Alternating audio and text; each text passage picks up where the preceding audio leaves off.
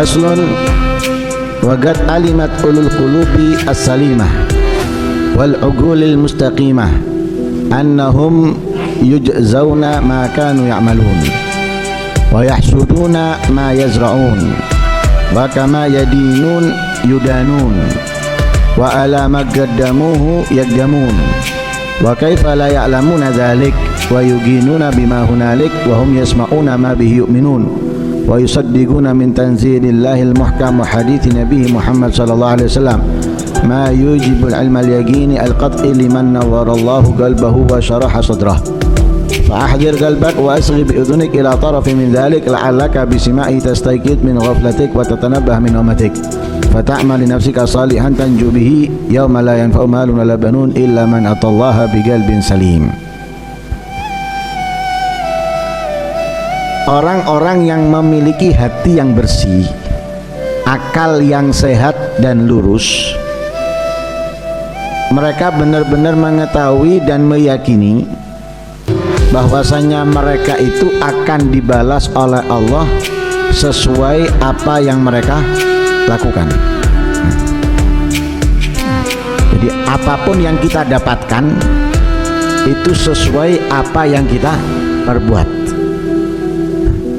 Kita dapat kebahagiaan, kesenangan, itu berarti dari apa yang kita perbuat. Kita mendapatkan kesusahan, kesedihan juga dari apa yang kita perbuat. Orang mendapatkan surga dari apa? Dari ia melakukan perbuatan-perbuatan yang bisa menyebabkan ia masuk surga. Seperti di pembahasan pertemuan yang lalu, surga diberikan oleh Allah kepada siapa? Orang yang bertakwa. Lah, orang yang bertakwa bukan orang yang diem anteng atau tingkah melakukan pelanggaran-pelanggaran, tapi mereka adalah orang yang aktif dalam kebaikan, dalam ketaatan, baik itu secara individual ataupun secara jamaah. Tatkala ia sendiri dia berzikir, dia membaca Al-Quran, dia memohon kepada Allah Subhanahu wa ta'ala, dia sholat dan lain sebagainya. Kemudian tatkala perbuatan baik itu dilakukan secara kelompok atau jamaah, ia ikut serta, ia hadir. Ada rutinan tahlilan dia datang, ada istighosahan dia ikut, ada pengajian dia ikut. Nah, kemudian ada tetangga yang susah ia datang, menenangkan, menguatkannya, dan yang lain sebagainya.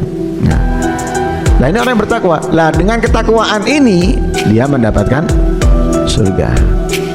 Sama orang yang mendapatkan neraka, hasil perbuatannya nggak sholat, nggak puasa, nggak zakat, nggak melakukan kebaikan ini, tidak melakukan kebaikan itu, justru meninggalkan kebaikan-kebaikan, melakukan hal-hal yang dilarang, membuat dia masuk neraka. Ulahnya dia sendiri. Nah, karena itu semua yang kita dapatkan itu adalah hasil daripada perbuatan kita. Nah, karena itu dalam ayat Al-Quran Allah nyatakan, Allah ceritakan itu. Nah, walau syi'na la'atayna kulla nafsin hudaha walakin haqqal qawlu minni la'amla'anna jahannama minal jinnati wan nasi ajmain. Kalau misalnya semua orang ini dikasih hidayah oleh Allah, bisa. Semua ditentukan masuk surga, bisa. Akan tetapi ketentuan Allah itu ada orang yang bakal menghuni neraka. Dibuat, kalau nggak dibuat, nggak ada yang nempati kan percuma. Nah, itu namanya mubadzir. Kita bangun rumah nganggur, nggak ditempati, buang-buang duit. Bangun rumah ya tempat ono, kalau nggak ditempati sewakan, kalau nggak disewakan pinjemkan orang, nggak mubadzir. Tapi kalau ditinggal gitu aja, dibangun, habis duit beli tanahnya, habis duit untuk membangunnya, kemudian dibiarkan begitu saja, buang-buang duit, tabdzir. Kalau kosong buat apa? Nah, Allah akan isi neraka itu dengan apa? Minal jinnati wan nas. Ada kelompok jin, ada kelompok manusia.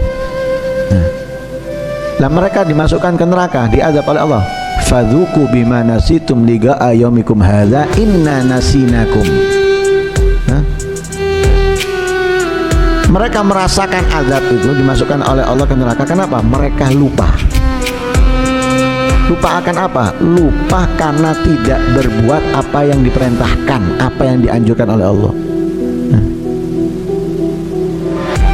Berpaling dari apa yang diperintahkan oleh Allah. Akhirnya inna nasinakum, dilupakan juga oleh Allah Subhanahu wa ta'ala. Akhirnya wadzuqu adzabal khuldi bima kuntum ta'malun. Rasakan azab yang kekal, yang abadi. Apa dikatakan oleh Allah? Bima kuntum ta'malun, sebab apa yang telah kalian perbuat.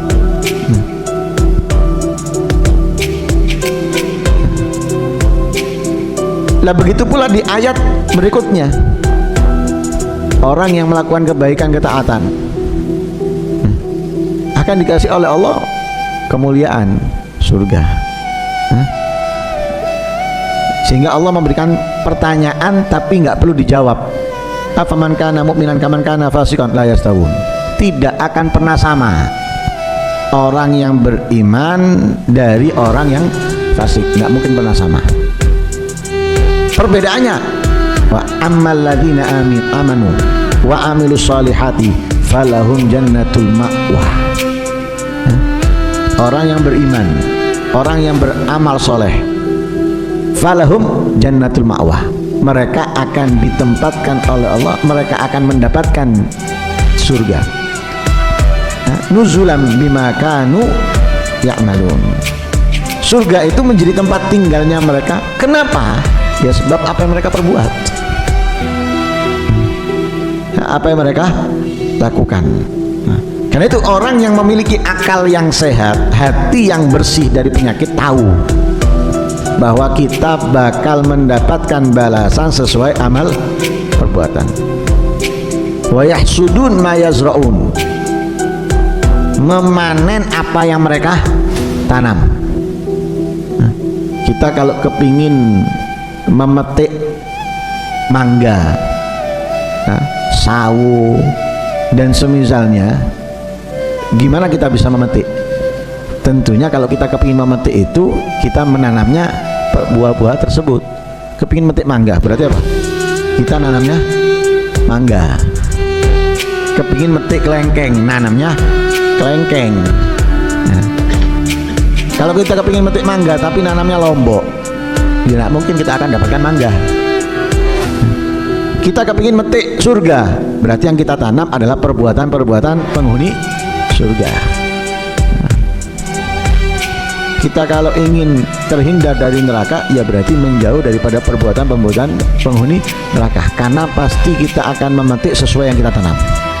Nggak mungkin ada orang menanam lombok keluarnya mangga, atau nabung duit keluarnya emas, nggak mungkin. Nabung duit ya keluarnya duit, masukkan celengan duit, masuk ke emas, nggak mungkin. Yahsudun ma yazraun, mereka akan memanen sesuai apa yang mereka tanam. Wa kama yadinuna yudanun, sebagaimana mereka berutang, mereka akan dihutangi. Sebagaimana mereka melakukan apapun, ya seperti itulah yang akan mereka dapatkan. Wa alama qaddamuhu yaqdamun,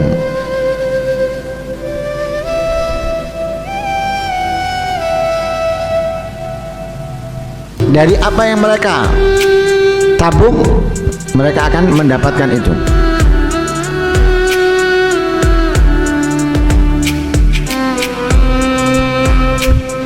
Nah, karena itu dalam ayat Al-Quran Allah memerintahkan orang-orang yang beriman, ya ayyuhalladzina amanu taqullaha wal tandur nafsum ma qaddamat lighad. Wahai orang-orang yang beriman, bertakwalah kepada Allah, wal tandur nafsum ma qaddamat lighad, dan berikan untuk dirimu apa yang kamu inginkan di hari esok. Jadi apa yang kita inginkan di kemudian hari, yaitu yang harus kita korbankan sekarang.